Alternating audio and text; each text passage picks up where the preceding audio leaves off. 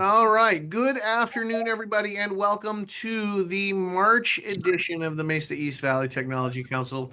My name is Bob Nelson. I am the Director of Communications for the Mesa Chamber of Commerce. I am also the staff liaison to this committee. Today, just so you know, our committee chair, Diane Mesa, is traveling. She was not able to join us on this call, so I will kind of shepherd us through today's agenda. Our speaker today is Eric Emmert. He will be joining us in just a couple of minutes. And then we'll turn the time over to him so that he can give us updates on technology related items in the legislature. So before we do that, I don't believe I have any, looking at the agenda, I don't believe I have any elected officials with us today. Anybody want to know? Okay. So normally we give them a chance to kind of update us on the things that they're running into. Let's see, Victor. I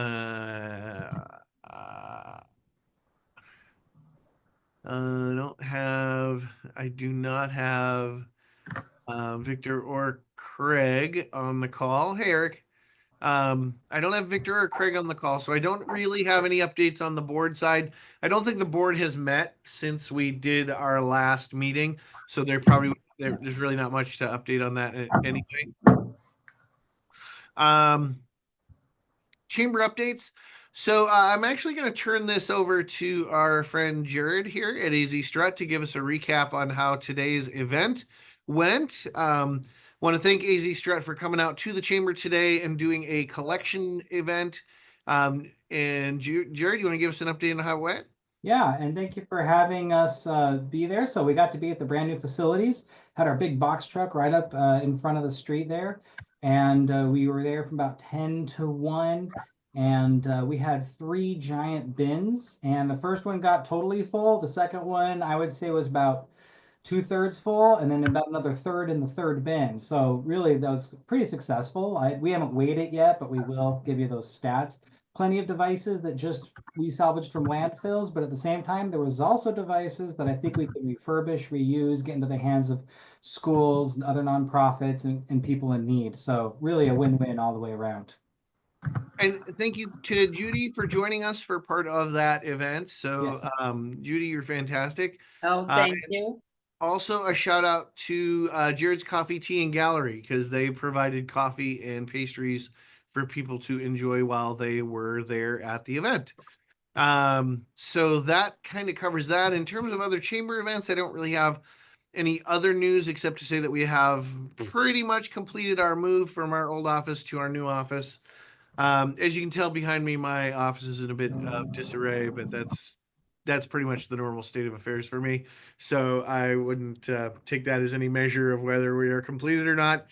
But we have pretty much moved. We would love to have you come by. We will be scheduling an open house for you to come by. I think, Judy, you got a tour, right? Susan took Yeah, you. it's beautiful. And Jared, you got a tour? No? Actually, really didn't? Yeah, I mean, I looked around a little bit, but I didn't get a tour, so I'll have to make Well, please feel free to come by. Of course, just to do a shout out to Morgan, both our internet and our phone service are provided by Cox. So you can enjoy the guest internet while you're here, I guess would be the message there. Let's do introductions real quick before I turn this over to Mr. Emmert. So Judy, if you want to introduce yourself, who you are, where you're from. Okay, I'm Judy Taylor. I'm with Tech Staff of Arizona. I'm a recruiter. I haven't heard Eric speak for a long time, so I'm looking forward to it. Cool. Morgan?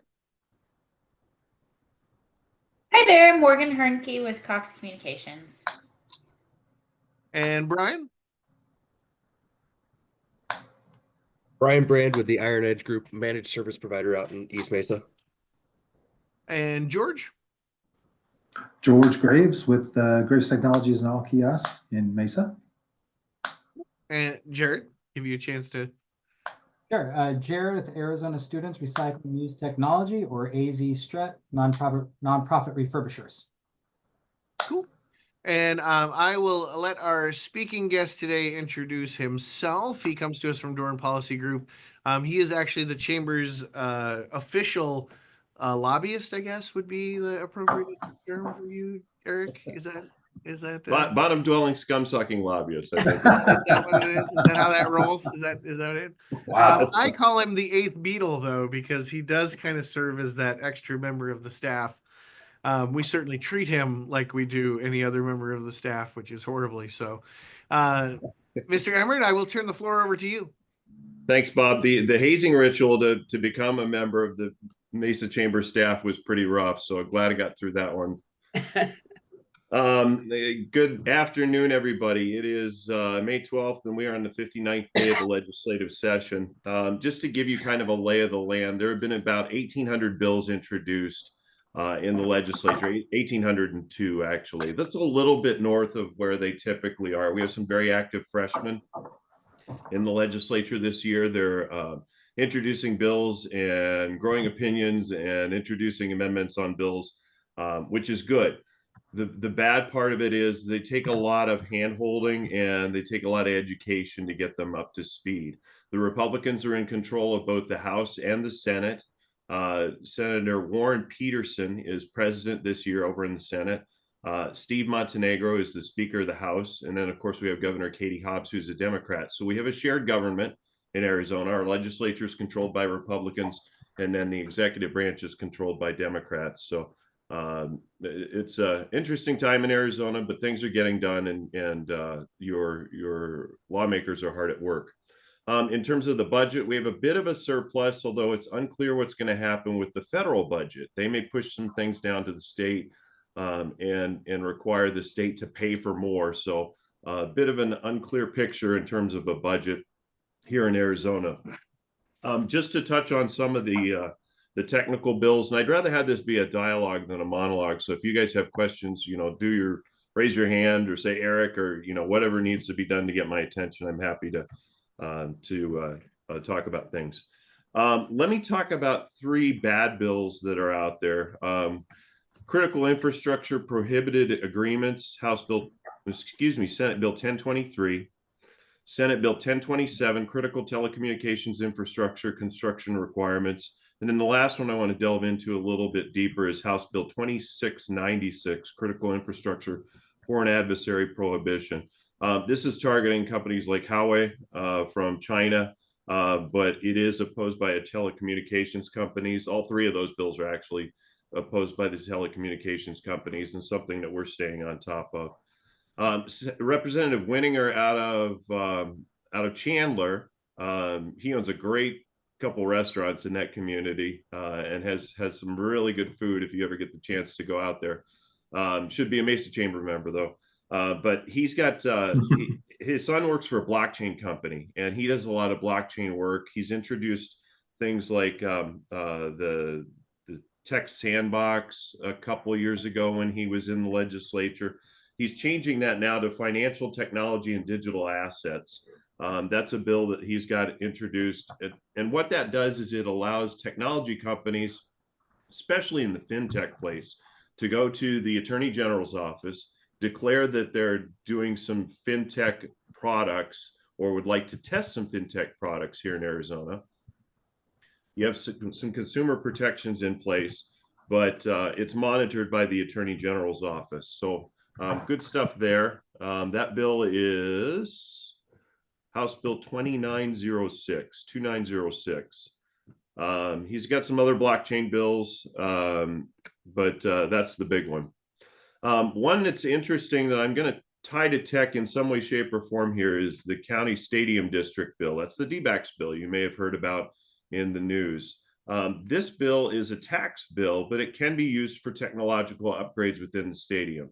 What it does is it captures the sales tax that is collected in the stadium. So think tickets, think bratwurst, think beer, think the things that you purchase in the team shop, and dedicates that money specifically for upgrades at the stadium, whether that's true infrastructure like steel beams or whether it's technical infrastructure to allow you to have a better technical experience while you're at the ballpark. It's dedicated specifically for that purpose. What's the downside of that? That money then doesn't go to the state and get distributed out to communities throughout Arizona. It's dedicated specifically for a purpose. So it's kind of a tax increment financing district, but something that that we're watching pretty closely.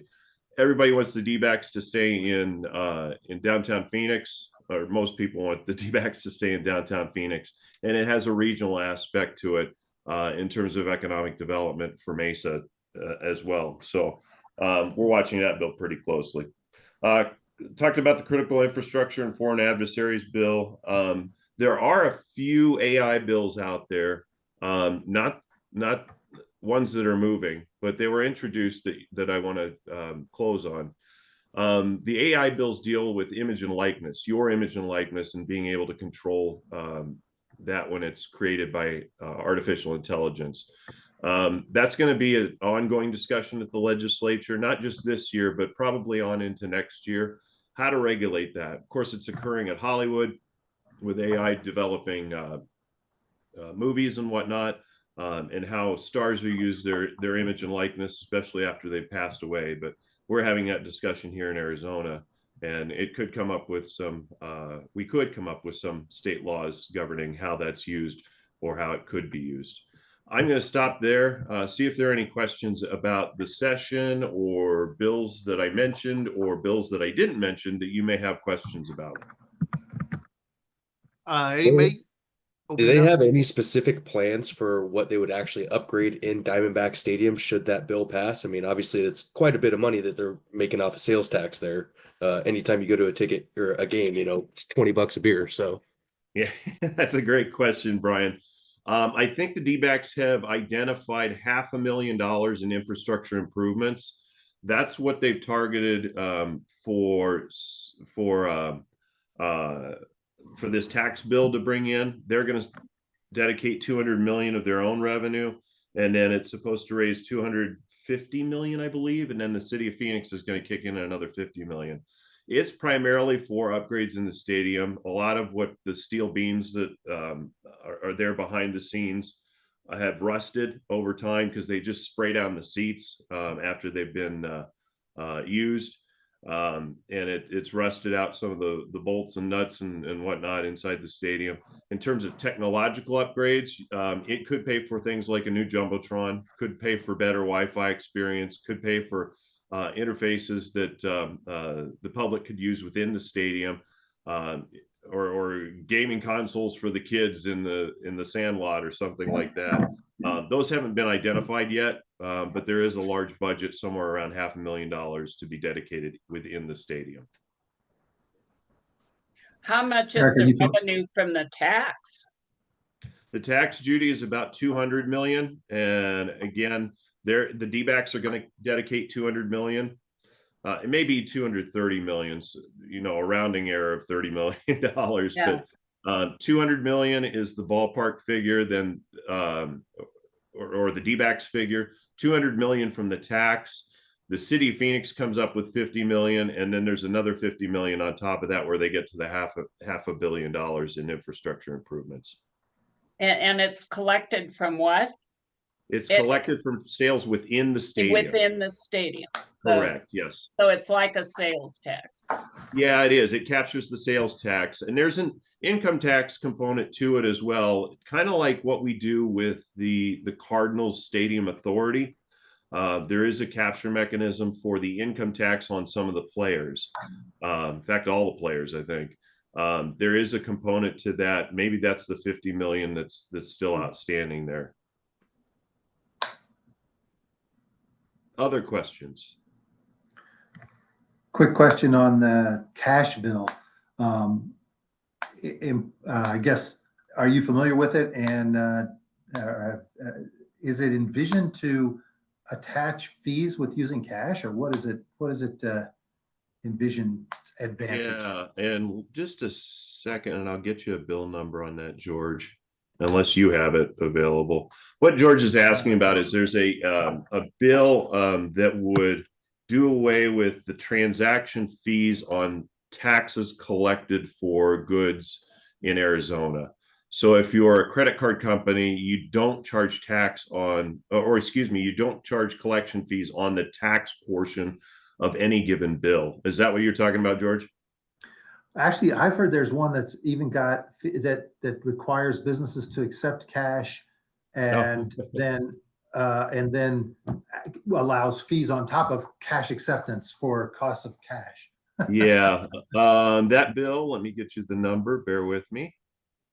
And I know So, exactly what you're talking about. I don't It know was, who, I just read about it like last month, and I was wondering what your take on it was, and whether you think any, like cities that accept payment at the bill pay terminals, they're already charging a fee for the terminal. Do they expect anything to change with current processing of cash for that? yeah, in that is bill? House Bill 2683. It requires businesses to accept cash. Is that the one you're talking about? That sounds right. Yep. Yeah, At yeah. 28 something or 26 something. Yeah, 2683 is the bill number on that one, George. And it got amended to only affect retailers. So if you're selling a good, Beautiful. yep, if you're selling a Answers good my question. as retail, then you have to have, I guess, a bank, more or less, is what we used to call it when I used to work in the service industry, of Right. cash on you so that you can accept that form of payment. They Yeah. think that it is a financial tool of the United States, and it should be required. So that's what that bill's all about. Fair enough. Hey, Eric, do you have any updates on at the state level in regards to all the chip stuff? So TSMC, chips bill stuff, and are they doing anything or care, or what's going on? Yeah, they do care. They're watching it pretty closely. What Bob's talking about is the CHIPS Act, which is a federal act, and it dedicates money specifically for improvements in microprocessor technology. So TSMC got a portion of it. Intel got a portion of it. Significant portions, actually. Yeah. But it's a federal act. So while the Trump administration may not like it and may slow walk the money, it takes an act of Congress to pull that back. So look for that money to still flow into the state, maybe not as quickly as it should, but it was an act of Congress. It was signed by President Biden, and it is the law of the land. So that money has to come down to those two companies and anybody else that qualifies for CHIPS Act money. And is there anything going on at the state level with crypto? Are they engaged in that at all? Yeah, we went through that a couple years ago, to be honest with you, Bob, where we had several lawmakers require the state to accept crypto as payment, things of that nature. And we've already fashioned our laws to allow for that to happen. Now that discussion is happening at the federal level, and you're seeing the Trump administration stand up some sort of crypto reserve or things like that. But we're set in state law to already accept crypto. Can you say a little more about the AI and the foreign entities? Could you expand on that a little? Yeah, Judy, hang on. Let me get you the number on that one. Like I can pretend I understand what AI is. Yeah, critical infrastructure foreign adversary prohibition 2696. Let me pull up that bill and I'll read you the staff summary. Is probably the best thing I can do for you.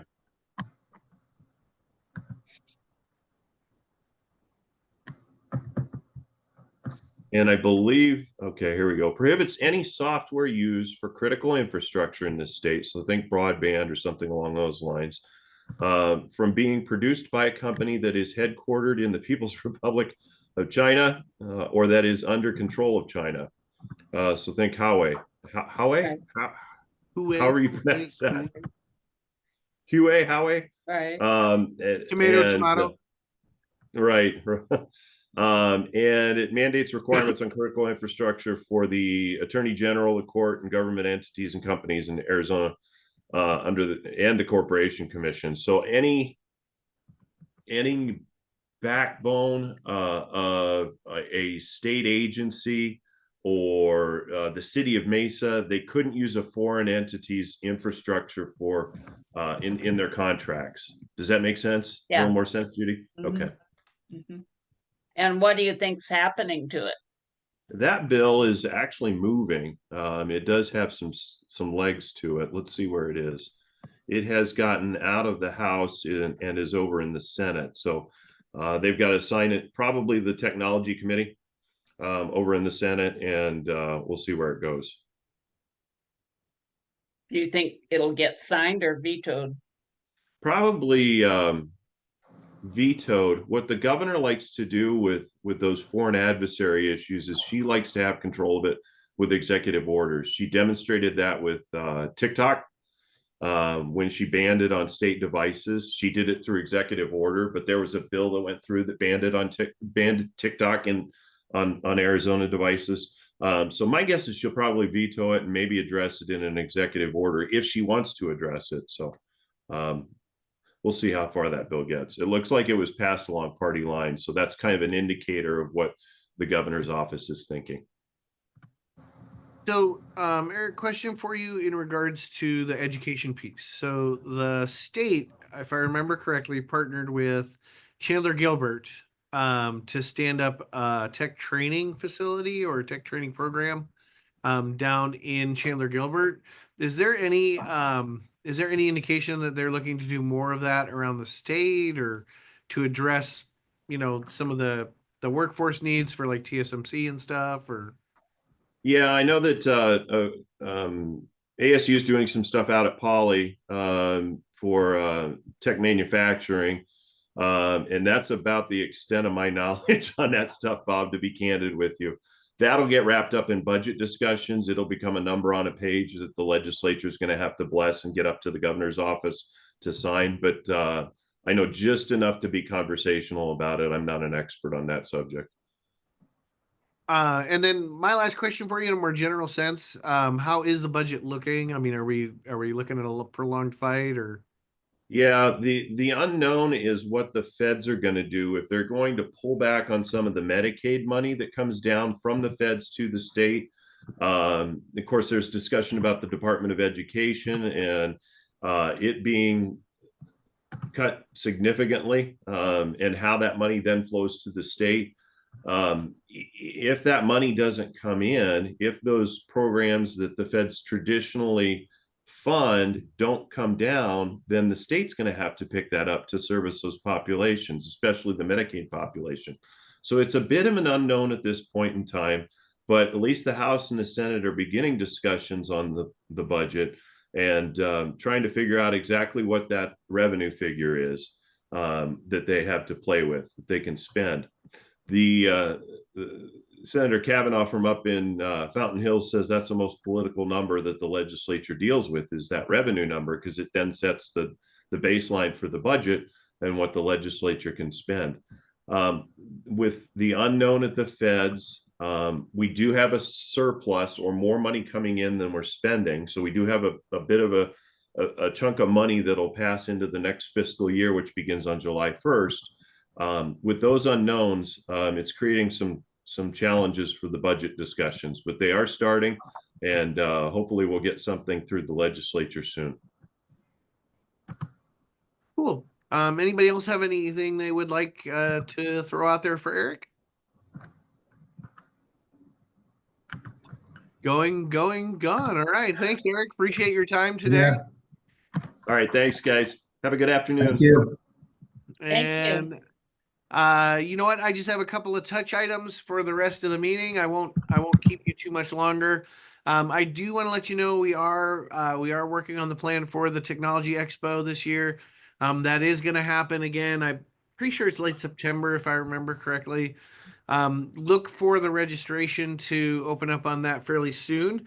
We do want to give everybody a chance to create some media content to support their subject matter expert areas. So if you've got something that you want to build either a video or a podcast or something around that we can use as part of that expo, certainly feel free to reach out to me and let me know.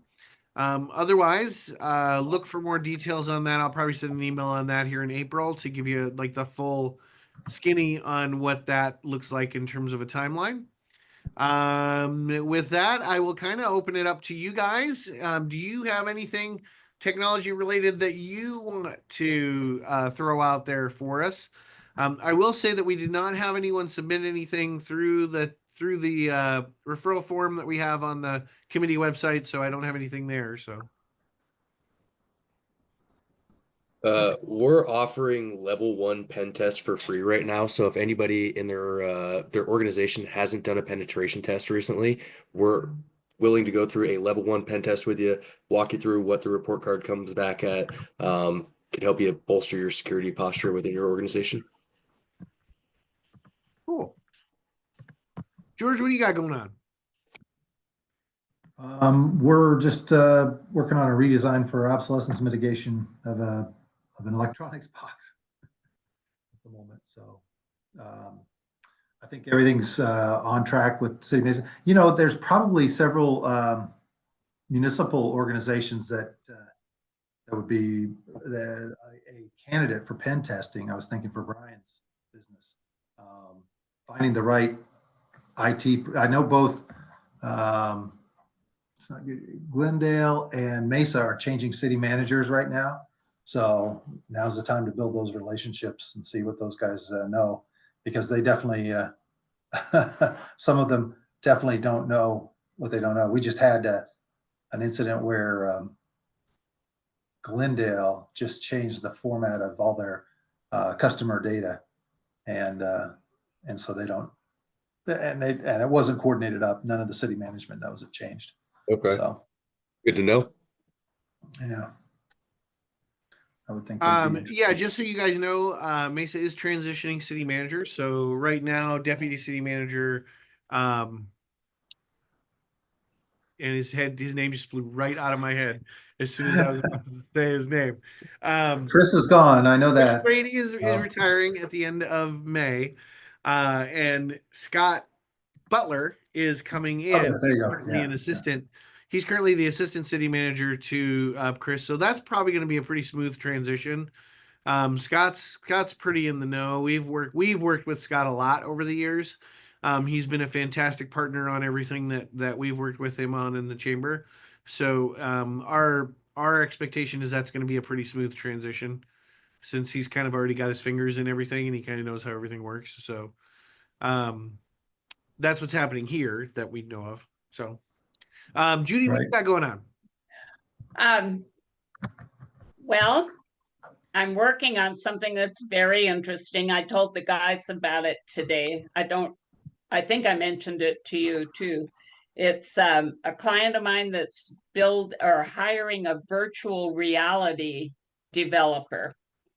And I've got candidates essentially from all over the country that are interviewing for this. They're starting to interview Friday. So it's really been a fun project to work on. And again, we are starting to pick up a little more contract work. Last couple of years, almost everything's been direct hire. We're getting a little more contract. And, you know, our technical is definitely picking up. Okay, cool. I see Megan jumped out before I could put her on the hot plate. Jared, what do you got going on? So we got a new box truck, which is really exciting. So we're getting that insured and box wrapped to make it look all fancy and pretty. But most importantly, we are moving this month. So we're currently in Mesa on Baseline, and we love Mesa. We wanted to stay in Mesa, but finding the right space, it wasn't in the cards. So our new facility is in Tempe, but you know, we'll be close by and still servicing Mesa as if we were still in the proper Mesa boundary. So we're relocating because we're expanding and we're growing, and we just got a lot going on. It's a really exciting time to be here. And what are your major cross streets for where you're going to be? So we're going to be on 48th Street. Hold on, that sounds wrong. Nope, that was right. You showed me. Yeah, 48th Street, just north of Southern. There's another nonprofit organization called Treasures for Teachers. If you know of them, we're in the same building, and we're just the other half of that building that they're in. Cool. Anybody else? All right. I will not keep you any longer than you need. You can have this extra 25 minutes back and catch up with something on your day. Thank you, everybody, for joining us today. If you need anything followed up on, certainly feel free to drop me an email. Otherwise, I will get you the invite for next month's meeting here in the next week so that you can plan for it.